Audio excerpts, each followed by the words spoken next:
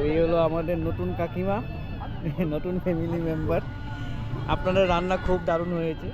আমি আজকে প্রায় 9 বছর পরে কলকাতায় এসেছি। আমি আগে কলকাতায় থাকতাম, পড়াশোনা করেছি, তো সব কিছু করেছি। 9 বছর বলে কলকাতায় আমি ভাবলাম আজকে খাসির মাংস দিয়ে ভালো করে খাবো, কিন্তু এখন তো এই যে ডায়েটটা মেনটেন করি না, তার জন্য খেতে পারলাম না।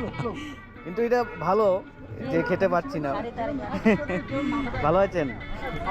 এও আমার বউ। এই দাঁড়ো না, আমারও জুলাই মাসে বিয়ে হলো।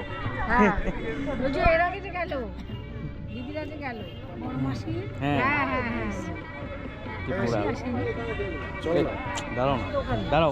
এই লাস্ট আমি একটা ছেড়ে নিই। ছাতা সরাবো খাওয়ার সময় কর। হ্যাঁ আমি চলে যাচ্ছি। কেন চাই? দেখো তোমাদের বিয়েতে খুব মজা করলাম, খুব ভালো লাগলো।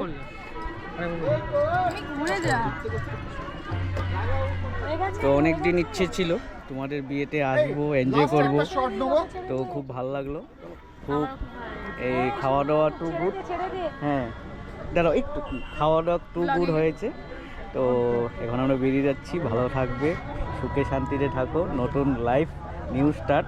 আর ভাই আজকের থেকে আর তোমার কেউ কথা শুনতে হবে না, শুধু বউয়ের কথাও শুনতেই হবে। বউ যেটা বলবে এটাই ঠিক, বুঝতে পারলি? ঠিক আছে চলো ভাই, টাটা।